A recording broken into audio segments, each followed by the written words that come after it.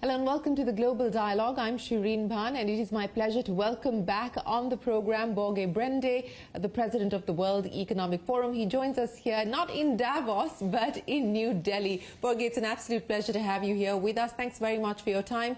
Let me start by asking you about your view on the world, and I'll place this in the context of an essay that you wrote for Foreign Affairs. You said in that the world has experienced a gradual slide from cooperation to competition to conflict. In this new and unsettled era, world leaders must adapt their understanding and practice of geopolitics because time is running out to address critical global challenges. Since you wrote that, there have been many other developments on the geopolitical front.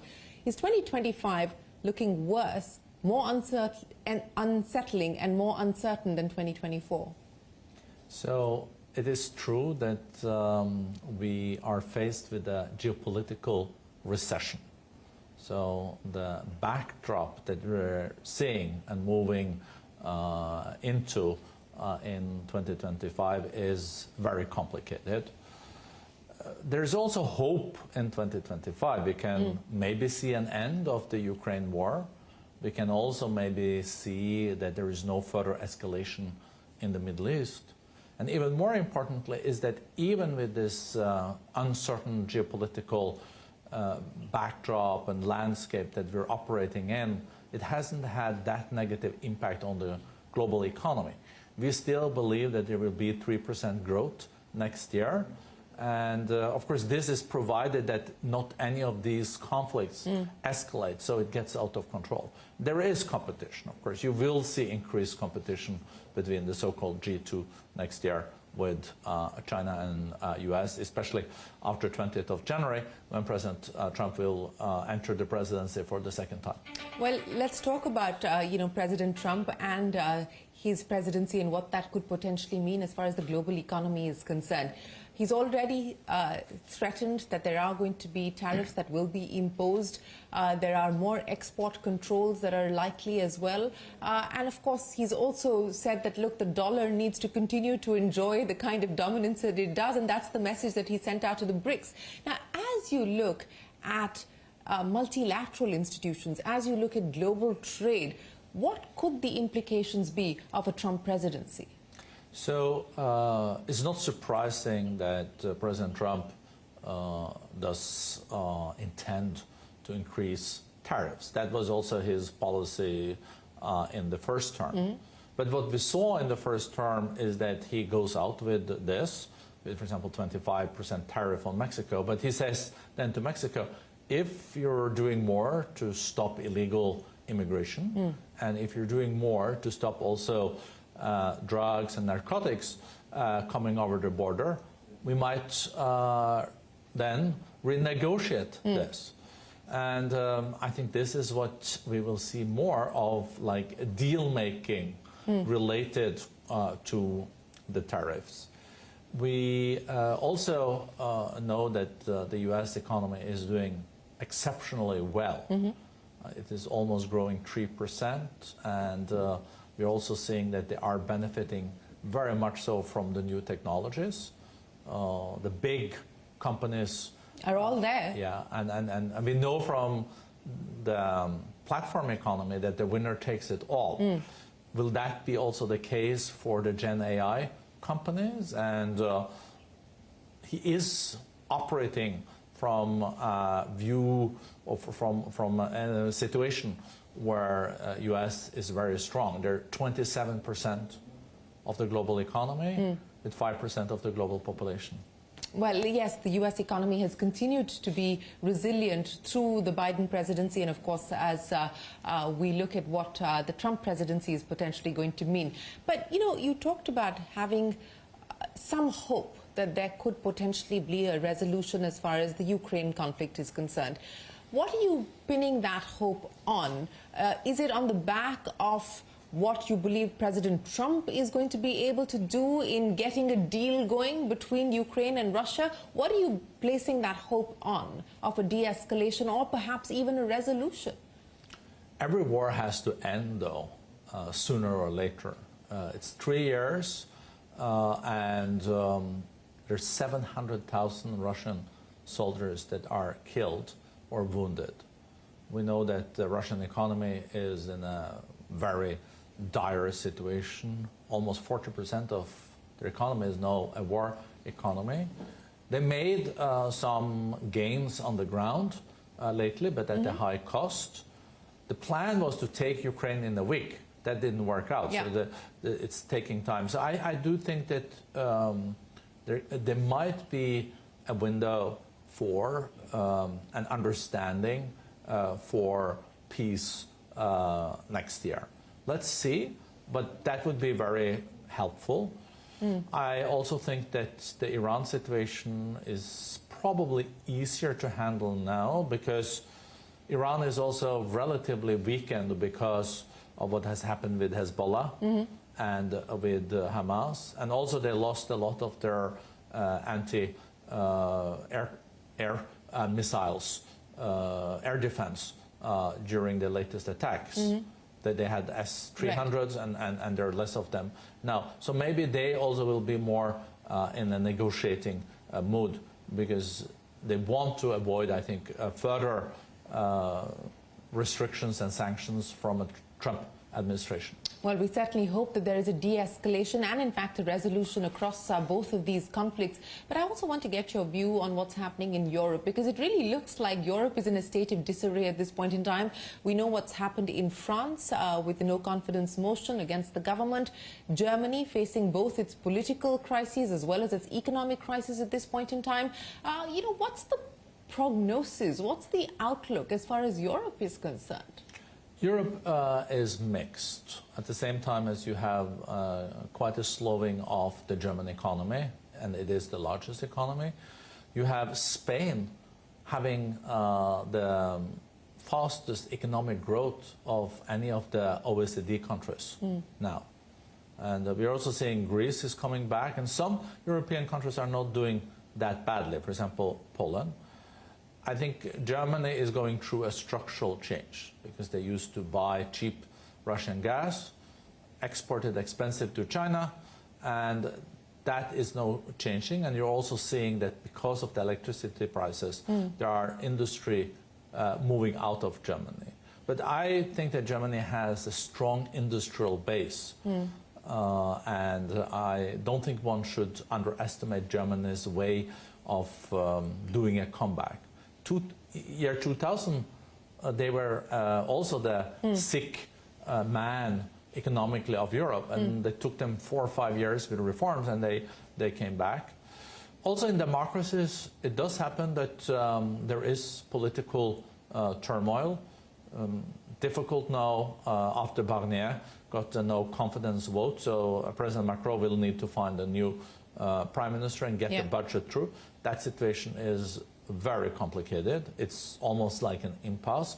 I would say in Germany there are elections in February, and I think there will come, it will be possible to build a strong coalition after that election that can maybe introduce the necessary reforms. So overall, I'm like on Europe. You're still optimistic that they will be able to pull together the kind of reforms that are necessary, but what do you believe the comeback remedy could potentially look like? What do you believe is the need of the hour today, specifically when we talk about Germany in the context of Germany making yet another attempt at a comeback? So we got this report from Draghi a few months ago, and he is a report of 400 pages, where the former head of Italy, but also the European Central Bank, 400 pages where he comes up with all what is needed to increase European competitiveness. I think a lot of those proposals needs to be followed up. It is investment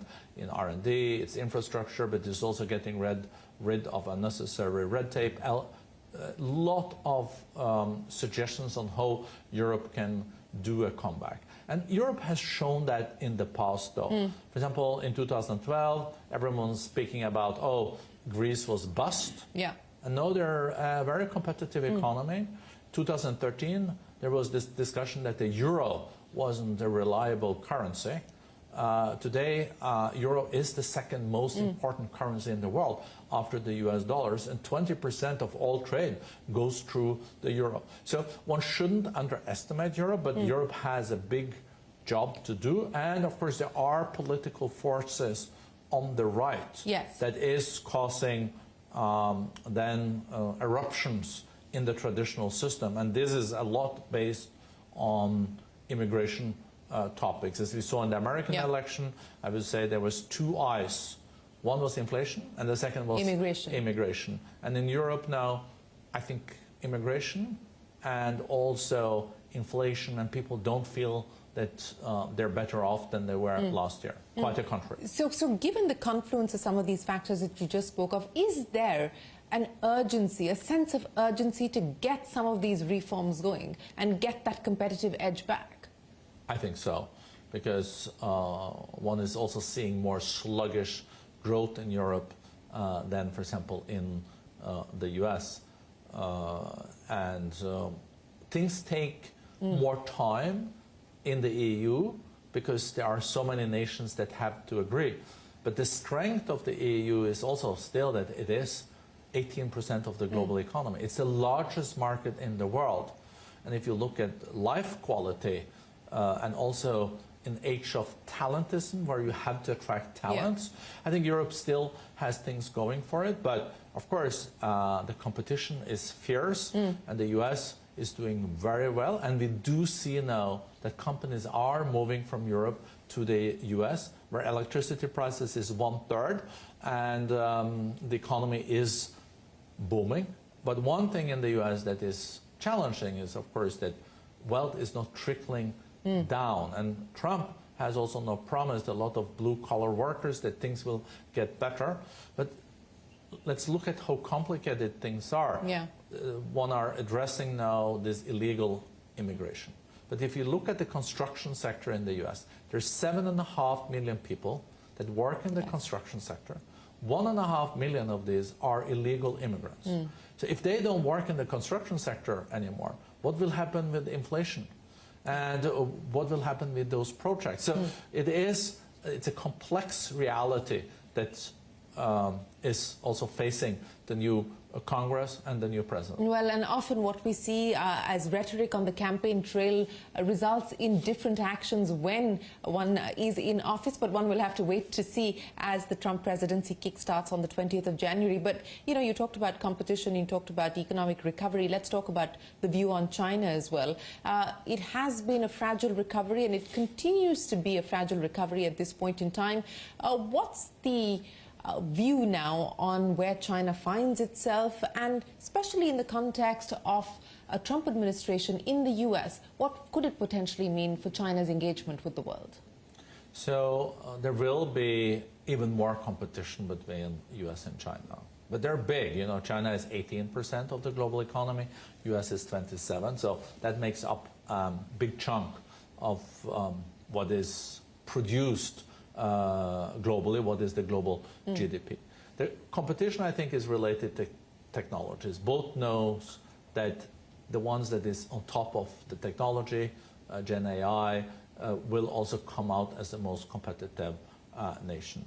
China is, though, facing more economic challenges short-term than the US. There you can talk about the 3 Ds. One is deflation, one is debt, and the third is demography, because they have a sinking workforce now for the first time. So China also needs to go through reforms like Europe is doing. And of course, they also heard from Mr. Trump that they will be facing 10% tariffs on top of all the other tariffs. He also says that that can be negotiable if they can reach a political agreement. But it is also more nuanced than that, because also China has said that they can come up with retaliation. They are, for example, the producer of 90% or 90% of the rare earth comes from China. Many of the most modern batteries with the highest capacity is from China. So I think China is also preparing for a situation like that. So what we need to avoid is a further escalation that leads to a situation with trade wars and decoupling, because that is not in the interest of the global economy. But you know, it's not just the U.S. Europe has decided to also impose tariffs across a whole bunch of categories. When we talk about China, electric vehicles, just one example, for instance. Do you believe that we're heading into an even more complex global trade scenario as we head into 2025, and that's likely to weigh down on growth rates? The short answer is yes, but there are alternatives to such a track. Let's first just recognize that 70% of all trade still goes through the WTO, World Trade Organization system. But there is more nearshoring, and there's more friendshoring. You buy stuff from countries where you feel that are your allies. Right. Then, on top of this, there is also more of industry policies. So countries say, oh, we want that industry to be established in our country, so you kind of go in and subsidize, incentivize, for example, AI, by R&D, and etc. We are seeing that trade has come back. It was 0.7% growth in 23. This year we expect 3%. So trade growth is almost as high as the global GDP. But what is more interesting is that trade growth is changing so fast. So what is really growing is digital trade and services. Traditional goods are not growing so fast. So those countries that are doing well are those that are stronger in services and digital, including India, where India is really very strong in this area and has gained from this. Well, you know, since you brought up India, let's talk about what the view is as far as India is concerned. You talked about services, and of course service-led exports for India has been a big engine of growth, and the digital economy as well continues to be something that is fueling growth here, more from an GCC, which is the capability centers that are operating here out of India and supplying talent and services to the rest of the world. What's the view on India at this point in time? What's looking exciting? What's looking good to you? So what is really exciting is that India is almost becoming the startup nation of the world. So there are 140,000 startups here, and that's the third largest amount in the world. We also have a lot of unicorns, more than 100, and I think there's like a new unicorn every 20th day or something. Why I'm saying this? Because this is the core of what can in the future become the large companies of the world. You know, Google was started in a garage in Silicon Valley. Many of the companies that are most worth, have the highest market cap today, didn't exist 20 years ago or 30 years ago. So I'm very optimistic about the entrepreneurial culture and the startup culture in India. I think we underestimated that kind of power, because we are seeing in some other countries there is less of that and more bigger companies inspired by industry policy. So this is a strength. Secondly, it is a strength for India that there is a lot of digital knowledge, and the young population is also something that works for India. We do though see that the growth has slowed a bit. We saw the second quarter numbers this year. There's different explanations there, but overall our economists also believe that growth will go up again a bit in India, provided that there will be reforms. And we still do expect that India will be the fastest growing of the large economies, both this year and next year. And on top of this, we also managed to get in India, you also managed to really start to manufacture goods. And this is something new, and that is a growing sector. And that's also because of the diversification of value chains. Like, who would have thought that Apple was going to build iPhones for $10 billion in India this year, when there was almost none that was produced, manufactured in India just 5 years ago. You know, so what are you hearing, especially from companies operating in Europe, etc., as they look at diversifying their supply chain? to use India as a manufacturing hub? You gave us the example of Apple, and that's been one of the big success stories. What's the view? Which are the sectors within manufacturing where you believe we are likely to see India play a greater role? This make in India has a lot of things going for it. And we know that manufacturing in India is lower as part of GDP than in many other emerging economies. You have in India a young workforce, a workforce that also many speak English, and there are skills there. But to do manufacturing, you also have to have good infrastructure, including predictable electricity, competitive energy prices.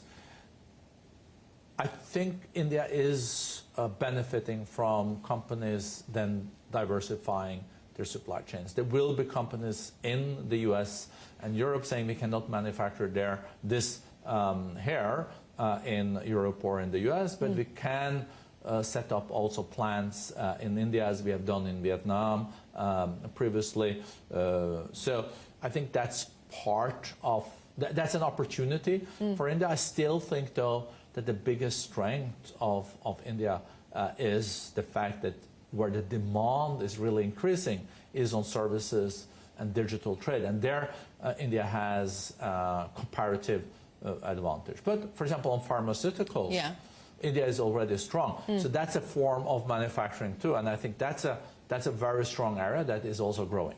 Well, you know, you talked about pharmaceuticals. Let me expand on that issue. And what we're seeing today, and, you know, with, again, the Trump administration, question marks on what will happen as far as the WHO is concerned. Overall, what's going to happen with the kind of political turmoil that we're seeing globally at this point in time to development aid? And do you think that there are likely to be even greater setbacks? We've already seen setbacks on many of these social indicators across these social parameters. Do you believe that there's likely to be more significant setbacks on things like development aid, on healthcare spending and healthcare aid, for instance? So, first, a lot of these are domestic questions in many countries. So they have to also make a priority of education and health. When it comes to traditional ODA development assistance, we are also seeing that many countries that are developed in Europe, including the US, are indebted. So we haven't seen this much debt since 1945 globally. So if you have a big debt burden and you have to cut your budget, it is unfortunately the situation that many countries then also cut and reduce their ODA. That's why the ODA needs to be more catalytic than in the past, and you have to bring in the private sector too. Because if you can then have a combination of governmental sector bringing business in, I think you can do better. For example, on the energy side, there are 700 million people globally that don't have access even to basic electricity. I don't think that can be solved solely by development assistance. You need to have investments too. So we're not doing great when it comes to the Sustainable Development Goals, the SDGs. By 2030, we're going to eradicate all extreme poverty. We had 17 different goals, and we are around 20%, if you're optimistic, when it comes to be on track on those goals. So there's a delta of 80%, and this means that we're not meeting the targets on education, on water, on sanitation, on fighting poverty, on girls' rights to education. So, and we know on the climate change is still there, and we are not seeing the necessary policy decisions to meet the Paris Protocol. Quite the contrary. We are this year in the hottest year ever. It's the warmest winter that we've seen in Delhi in the longest time. But, you know, on climate, are you disappointed with the outcomes of COP? Because the developing world, emerging economies are certainly disappointed with the Climate Finance Fund that's been put together. So in Copenhagen, one agreed on 100 billion a year. It took 10, 15 years to meet that target. I think the agreement now in Baku, Azerbaijan, was 300 billion support every year to developing nations. The problem for many of the developed countries was that there is also a lot of pressure at home. Yes, the debt that you spoke of. Yeah. You know, there's a lot of debt, and they say, oh, we should use more on pensions, we should use more on healthcare. And many of these countries, like Germany and France, are also faced with right-wing parties that don't want to spend anything on development assistance. So it's a tricky balance. So I would have liked to see more from Azerbaijan, but at least we got 300 billion. We could also have been in a situation where we only had the 100. But if we're going to get back on track and the planet is not going to end on fire, the cost of inaction far exceeds the cost of action. So we will need to accelerate the new technologies that can decarbonize the world. And we always look at the cost related to that. But the cost also not doing it is higher, and we can feel it. Agriculture production going down. People cannot live in 50 degrees Celsius. That's weather disturbances across the world at this point in time, from extreme heat waves to floods and droughts, and we're dealing with all of that in real time. But you know, you talked about technology. Davos 2024 was all about artificial intelligence, and that's what everybody was talking about. What is Davos 2025 going to focus on? What do you believe will be the central theme? So we've taken that a little bit further, and we're focusing no more on the intelligent age. So there are more than AI. There's also other technologies that will contribute, hopefully, to humankind. But what we really need to crack in Davos is how can we collaborate even in a polarized world? Because there is so much common interest, even if countries are contributing. What role can the private sector play there? They can push and they can nudge. Look at, for example, cybercrime.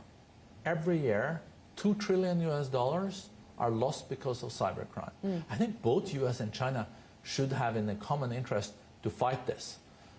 If you look at AI, can increase productivity with 10%, more prosperity. But we also need to agree on some traffic rules, because it's not a good idea that the algorithms control humans. I still think that the humans need to control the algorithms. Yeah, absolutely. And we need an algorithm that maybe can control the algorithms to make this into something that is controllable. We also know, for example, on future pandemics, we haven't really agreed on the new rules and how to deal with that. So even in this very complex world, we hope that private sector and countries can come together and say, these are the ways we're going to let others know. These are the measures we're taking to reduce the risk of future pandemics. So we're trying to identify those areas where we still can make progress. So we're very realpolitical. So I'll end by asking you, who are going to be the big headliners that we should watch out for? There's going to be 60 head of states and governments there. But of course, we do hope for the Prime Minister from India. We do hope for Prime Minister Modi. There are a few years since he was in Davos, and he has clear messages to send.